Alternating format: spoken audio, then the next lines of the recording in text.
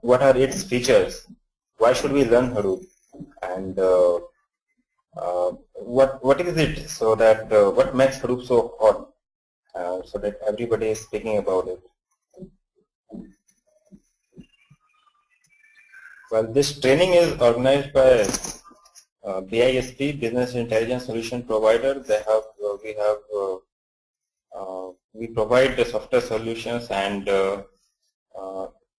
all the training throughout the world, US, UK, Canada, and everywhere. Well, this Hadoop is, we say it's a solution for big data. Now, we will just try to find out what is this big data? What is the problem with the big data and why we need a solution for it? Why are people so much interested in big data, its processing and all? When we see what is the source for the big data, we find it here that we have nowadays so many sensors which sense the data, which we need to look after and analyze and process them. There are so many devices, there are so many web applications, web servers.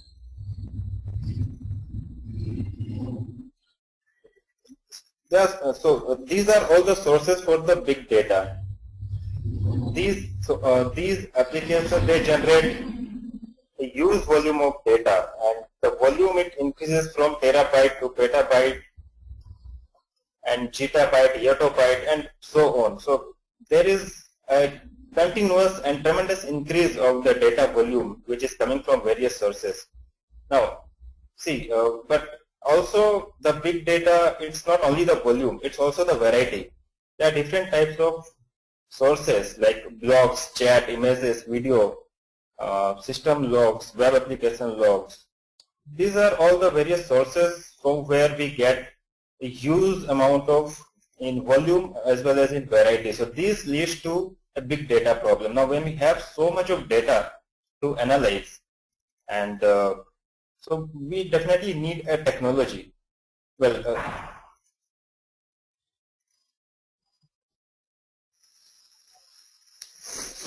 why are business, from the business perspective, why are people so much interested in processing of the big data?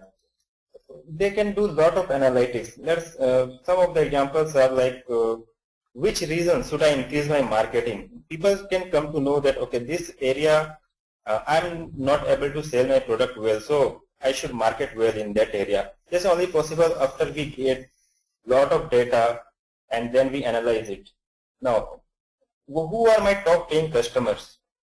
We can analyze it from the, after processing of a big amount of data, and how can I increase my customer loyalty? So these are the business insights which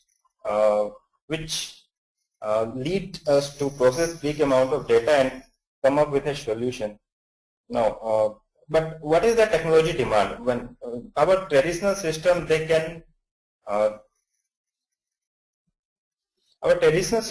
cannot process this huge amount of data, and they are not such reliable. So what is the demand from the technology? The demand from the technology is it should be highly scalable and commodity hardware. Now, to process huge amount of data, we cannot keep on adding n number of servers every time, because if it goes from beyond yottabyte, then the servers will definitely be costly and it can't be afforded. So people need something which should be scalable, so they can increase incrementally according to the need base, and also it should be commodity hardware. When I say commodity hardware, it's the one which we use in our day-to-day life, like 4 GB RAM, 500 disks, 500 GB disks, and normal processor. So this is commodity hardware. People want to use these hardware, rather than going for the servers. People need a distributed parallel processing. One big task can't be done by a single machine, so they wanted to distribute it among n number of parallel system, and the data can be processed parallelly. That kind of architecture is required from the technology perspective. ACID-free approach. ACID is a property which defines how reliable a database is. It's actually atomicity, consistent, isolation and durability, which these are the four properties which normal traditional database is required to have when we need a reliable data transaction and data processing. So people, in case of big data, people from the technology perspective, people wanted an acid-free approach. And so what is the solution? People needed MapReduce type of programming. We'll see what exactly it is. So why can't we use our same traditional storage? Like till now we have been using RDBMS throughout as a solution for data analysis and data storage. But there is some problem for analyzing the same traditional approach in case of big data. It comes, below are some few points, like traditional data storage, they need structured and clean data. Now when we load a table, when we load a data in an Oracle table, it has to be in a proper schema. We need to first define the schema, and then it will, like, we have to define what will be the different column properties, size and all. And our data should be clean accordingly. We have to clean the data before loading into the tables. So it is costly affair. We need, because the cleaning and all, it needs time. Well, when the data is used and the volume is high, then the storage to accommodate has to be scaled up. Now, when our existing server is not sufficient, in our traditional approach, we need to scale up by addition of a new server. So this is a constraint in the traditional storage. Now, when the use volume of data is there, then definitely we need more RAM to process it and to load a huge amount of data at a time. Similarly, processing power, also we need more processing power, because that all these constraints, they make servers really costly for processing big data. And finally, it leads to cost per compute as high. Now, cost per compute is for one computation how much I am putting. What is the cost? So this traditional approach, when we go for processing big data, then it will turn up to be very high. These are all the constraints for which people said, okay, this traditional feature, what all availability we have in the technology, it is not going to serve our purpose for big data. We need something more. We need something which should be unstructured. And then people came up with a solution which said not only SQL. So it should not be only structured. It should be non-structured as well. So that kind of data storage, we have a lot of not only SQL databases like Cassandra, Cloudera, MongoDB. All these are freely available in the market and they are very popular as well. Berkeley DB, which stores in key value pair, MongoDB for storage of the document. All these are very popular. But again, when we need to process it parallelly, then this type of database, they don't support parallel processing. So there was a need for a kind of hardware as well as a software which we can distribute, which we can scale up, and which we can parallelly process the data. So people came up with a solution, and they came up with Hadoop. Well, the fact about the data is 80% of the data available today, that is unstructured. And defining a structure is really a problem. And when we say we can only process 20% of the data, then 80% of the data goes waste. So people were very much interested in creation of a kind of technology which will serve their purpose both of unstructured as well as parallel processing. So there comes Hadoop. Well, it started, well, Doug Cutting is the founder of Hadoop. In the year 2002, he started with Mike and started working on the Nudge. Nudge is open source, it's an open source web search engine which Doug Cutting and Mike, they were working on in the year 2010 too.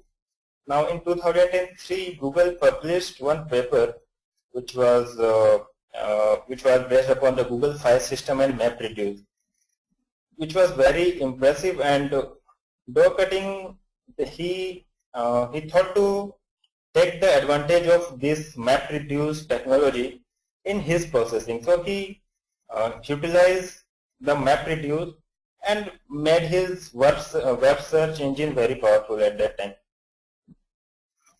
in the year 2004. Then Yahoo came and Yahoo hired Docutting. Yahoo, because of its huge volume, it also need to process terabytes of data for web search. So it actually had he hired Docutting and Nudge, which was the major priority project for Docutting. He came up, and also Hadoop was also a sub-project of Docutting, which he was working on at that time. Yahoo found this Hadoop very interesting and asked Docutting to do more research in Hadoop, because there were a lot of opportunity for Hadoop, which comes with parallel processing.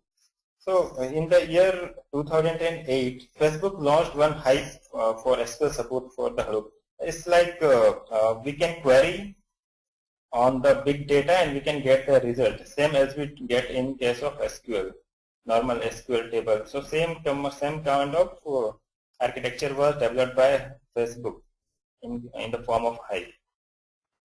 And in 2008, Yahoo made a record of fastest sort of a terabyte in 3.5 minutes.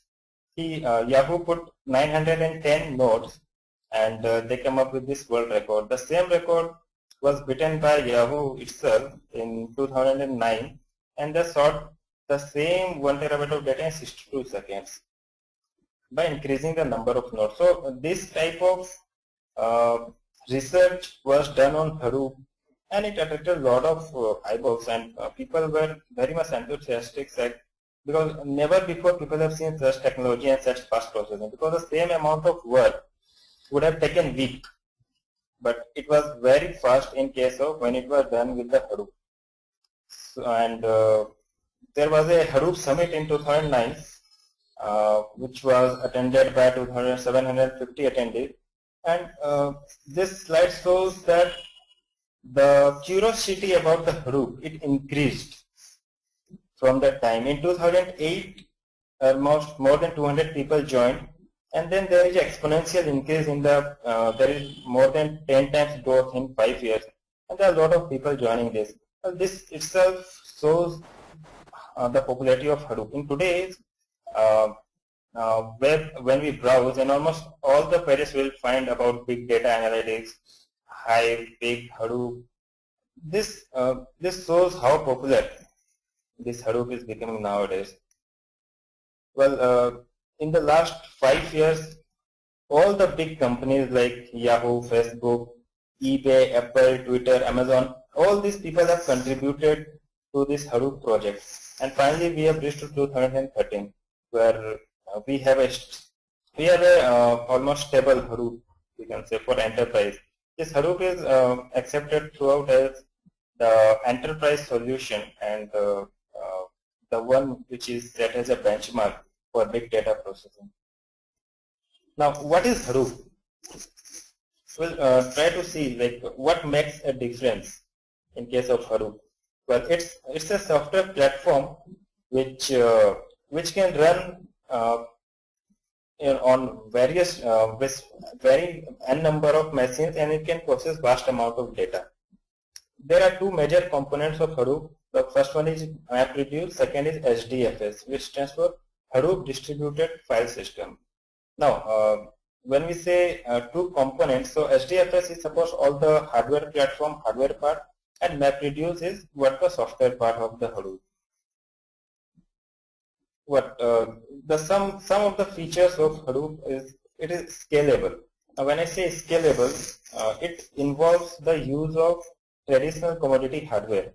So if today I need to process 1 terabyte of data, and I can do it by 10 nodes, and tomorrow I need to process 3 bytes, then I can scale up my number of the nodes and I can process it in the same number of time. So this is what scalability is. So Hadoop makes it, Hadoop is scalable. It is economical because the hardware, that is very cheap. as compared to the traditional servers which we are using. So it is economical. Efficient, well, why it is efficient is because the data, Hadoop has its own intelligence that it will process the data which is locally available. So when my data is available locally, it will send the computation and it will process it. If it is not available locally, then it will go to the nearest location. So it is efficient in case of parallel processing lot of data at a time and at a very fast speed. It is reliable. Now, this point is very interesting that we say we are using commodity hardware for the processing of Hadoop, and still it is reliable, because some might question that commodity hardwares are error prone, they can fail. Then how is Hadoop reliable? It's because it maintains multiple copies of the data, which is distributed among across the cluster. So we'll come to know this later, how it does it and all. So it is reliable. What does it do? It is based upon a very simple logic that and very simple ideology that if a big amount of work can't be done by a single person, so let us distribute it among n number of people and get it done at a very short period of time. Hadoop also does the same. Well, it is inspired by the Google's MapReduce, and it is using Hadoop distributed file system, which is also inspired by Google's file system. When MapReduce, it divides application into small blocks of work. Now, each small of work is assigned to like the work is divided into a small group and it is shared across the cluster to be processed. Now, output is assembled and it is given to the output. So it is as simple as that. Now, HDFS creates multiple replica of the data block. Why? Because to ensure the reliability. Well, if suppose by default it creates 3 copies. So if one data, we give one input file. So by default Hadoop will create 3 copies and it will distribute across the cluster. Now at a time, it is very we can say that 3 nodes, all the 3 nodes having the data will pass at a time. Even if it does so, then we have option to configure it to 5, 10 based upon how sensitive the data is. And as soon as one node fails and number of copies gets less than the replication factor, automatically on background process creates another copy. So this ensures that whatever data we are about to process, it's very reliable, and that also makes Hadoop very powerful and self-healing as well. Well, now once the data is available, then MapReduce small program can process the small chunk of data and can give the output. Well, Hadoop targets is to run on a cluster of 10,000 nodes. Just imagine how fast the processing and how much of big data it can process. Well, but why? Okay, those features are fine, but why is it so that people are so much interested in Hadoop? Nowadays, people are moving from proprietary to open source. This Hadoop comes as an open source from Apache Foundation. Everybody, people are no more interested in proprietary software. They want open source. Well, this revolution is related, it started from Linux, and nowadays we find a lot of applications, lot of service is given as open source. So people mindset and enterprise are moving from Windows to Linux. And similarly, when in case of big data, when Oracle and all, they can't support, then people, they need to move upon open source, and Hadoop is a solution. We say Hadoop is flexible, scalable, flexible because we can increase the number of nodes, we can decrease the number of nodes based upon our requirement. Scalable, also same, almost in the same terms. Cost effective because yes, it is open source. Second thing is the hardware is cheap, and compute. Well, this is very interesting point, that compute and storage. Now this this solves the purpose of both compute and storage. Uh, it supports terabytes, petabytes of data. We can store it, and also we can parallelly process it. So both storage and computation problem is solved by the Hadoop. And okay, this is speed and its accuracy. The speed, the above example which I gave, it is very fast. Something which was taking a week of time can be done in minutes. So this shows how speed it is and how accurate. Cloud support for Hadoop. Well, two of the most talked is cloud computing and big data processing. So cloud also support Hadoop because in case of cloud, any enterprise can go to a cloud service provider. He can ask for any number of nodes. He can scale up and scale down, and just he has to pay the bill, the amount of nodes he used. So this cloud support for Hadoop also makes it very powerful for the enterprise who can't afford so much of hardware and can't invest so much of money in the buying servers and all. So this makes Hadoop really very powerful. Some of the assumption in case of Hadoop, we assume that the hardware will fail. Because hardware is very cheap, we assume it will fail. That's the reason why we have replication factor, so that even if it fails, the automatically copy will be kept in some other node. Processing will run in the batches. Now this Hadoop is it's for batch processing. Not till now it is not yet ready for the real-time processing. In case of Oracle data, Oracle tables, we can, because the data volume is small and it's structured, so we can get a real-time operation in case of Oracle. But in Hadoop, you just put the data and in the batch and just run it and then wait for the output. So it is best suited for the batch running. Well, we assume that all the applications which use Hadoop will be having a huge data set, maybe starting from terabytes to whatever. Well, data bandwidth. Now Hadoop provides very high data bandwidth, and we also need a very good bandwidth because there are so many number of nodes connected to a single cluster. So the bandwidth should be high, and application which need to write once and read many times. This is not yet good enough for write purpose.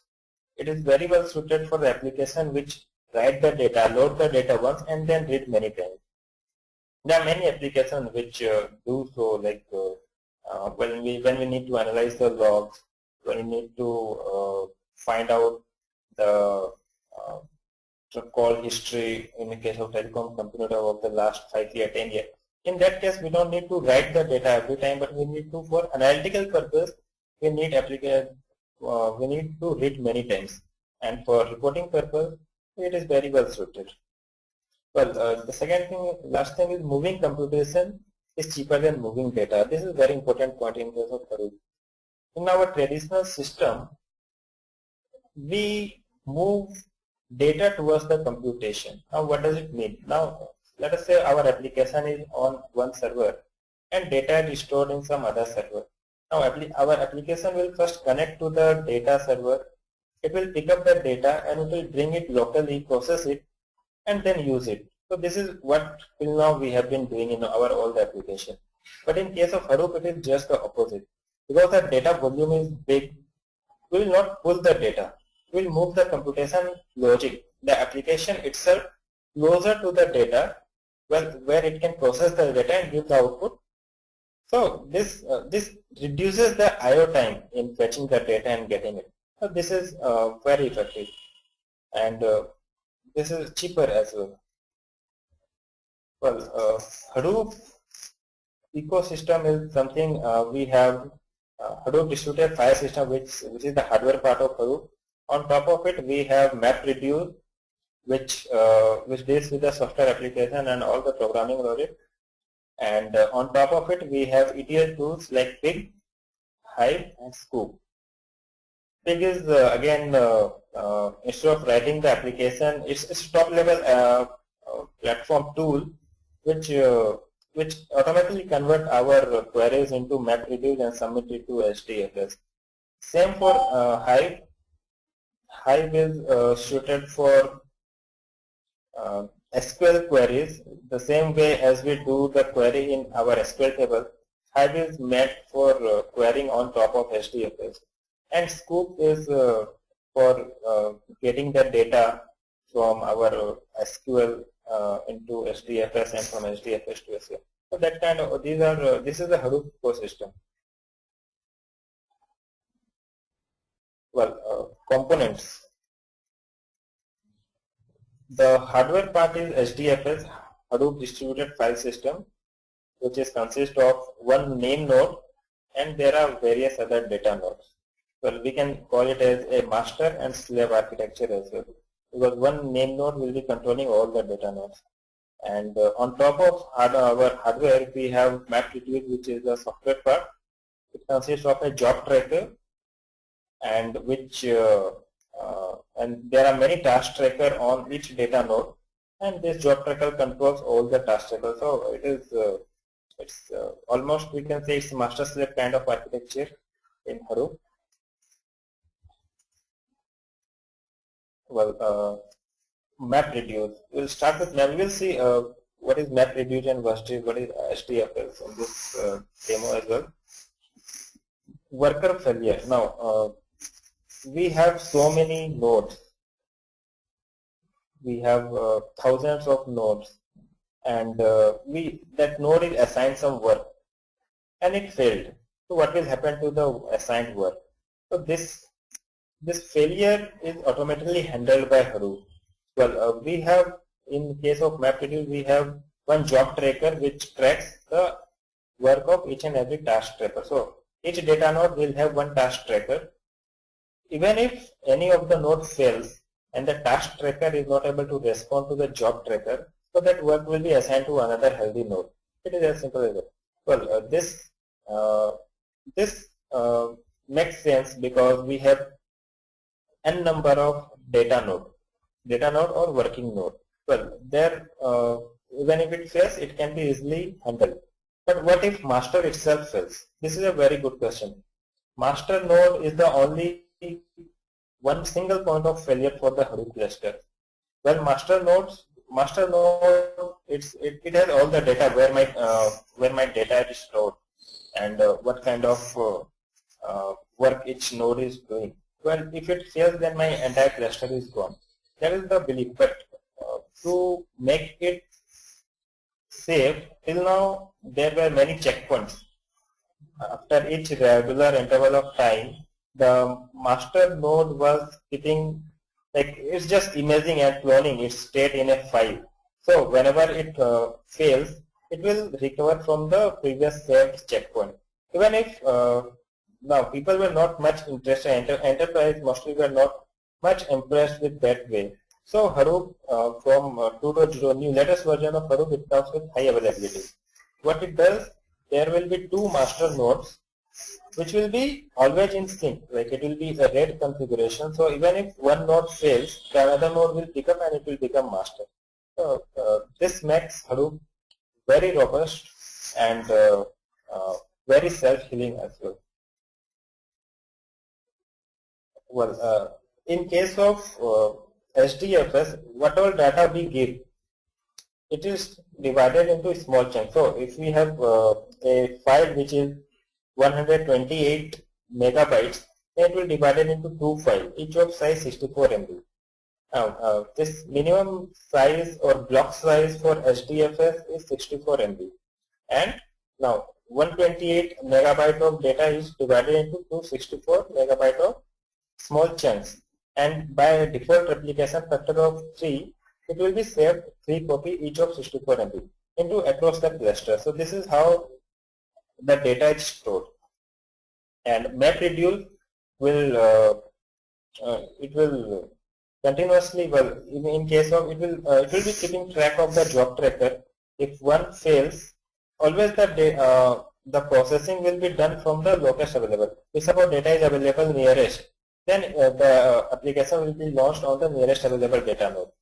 and we will process and output will get. If it is not available to the nearest on the same node, then it will process the data which is available adjacent node. Otherwise in the same rack. So this ensures that we always get the data as near as possible. And in case of any failure of a data node, automatically the work will be assigned to some another healthy node. Well, workflow is a client gives a work to the job tracker which is present in master node. Now job tracker job is to divide the work into small work and give it to each data node. So it will divide the work into different task tracker, and each task tracker will have one data node. So instead of work done by a single machine, it will be done by same work will be divided into small parts. It will be done by each data node. So data node is the one which do all the processing and storage of the data. Well, they communicate with the name node to for locating the data. Let us say application A, it needs to access file F. So where is this file available is all that information is available with the name node. So that application will check with name node where this data is available, it will process it.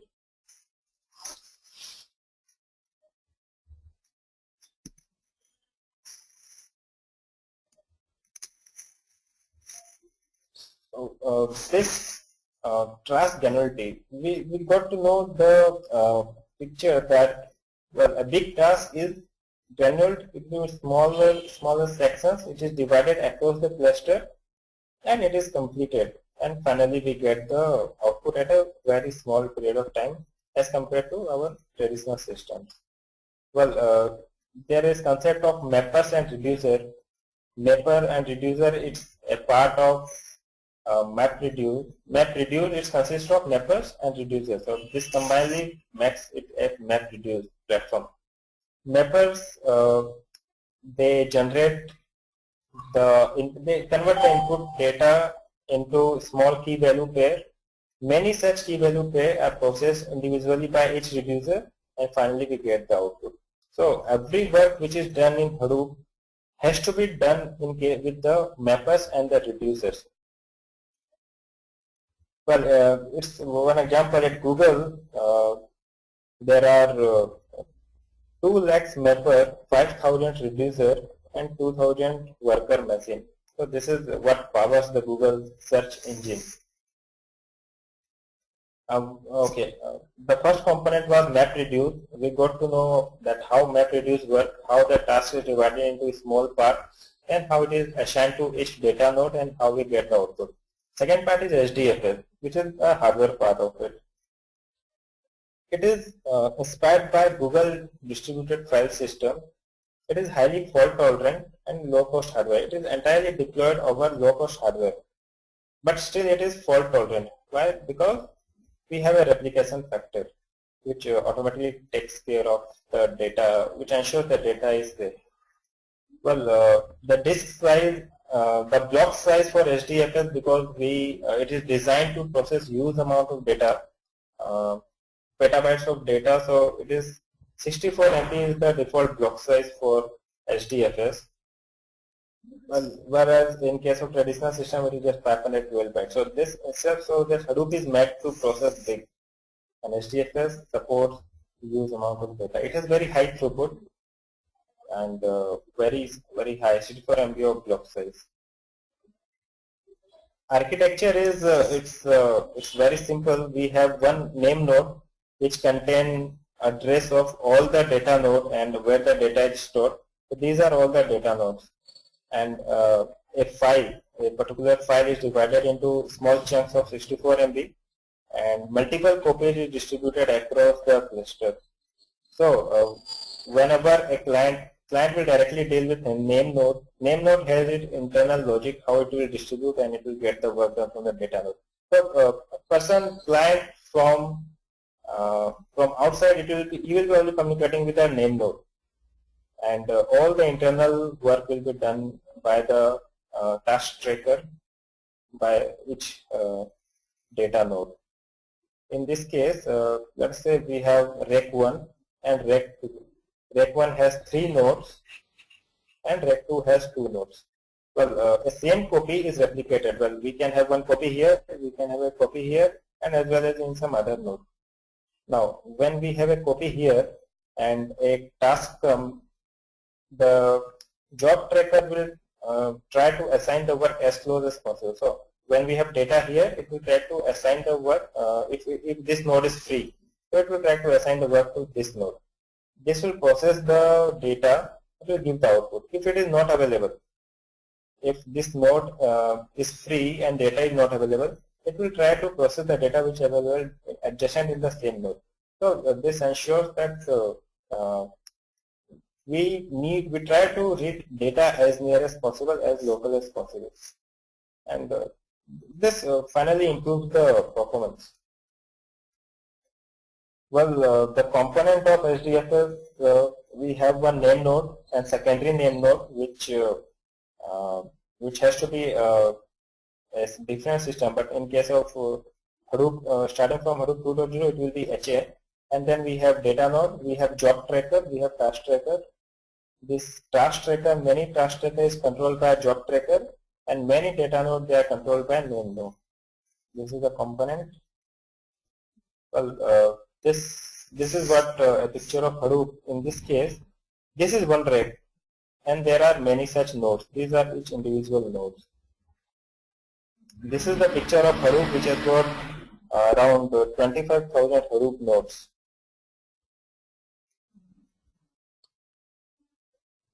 Well, then where can we use Hadoop? There are many use cases where we can use Hadoop. Well, let us take a few examples in social network analysis.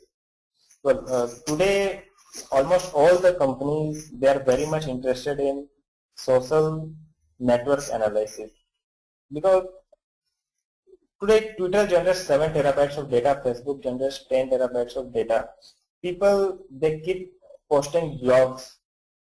They say a lot. Whenever a new technology, a new product comes into market, people they write their sentiments in the social network. So these companies, they are very much interested in social network analysis. They capture all the data which is available for their product from different social networks, and they want to analyze, okay, what are the advantages of my product? What are the drawbacks? How can I improve? In case of fraud analysis, many insurance companies, they need to process huge amount of data just to know that whatever claim is made to them is not a fraud one. Well, clickstream systemization. Well, this is very interesting in our when we browse internet. Wherever we click on a home on a page, that is also monitored. So people, they store where are we clicking in a database, how we are going, what is our path. Let us say we are browsing something in Flipkart. We checked for a product. We didn't found it so interesting, and we went to Amazon and we purchased a product. So people will keep a track how we what are we doing in the net, where all we are clicking. Well, this product will say, okay, why is it that my customer didn't purchase a product from me, from eBay, and why it went to Amazon? So this kind of analysis, it deals with huge amount of data, and to process it, we need Hadoop. Well, some of practical use cases where Hadoop has provided the solution in case of data storage. In NetApp, take a few examples. NetApp, it installs net applications throughout its client, and it continuously sends that data to the server, saying that how the application is working, if it is ready or not.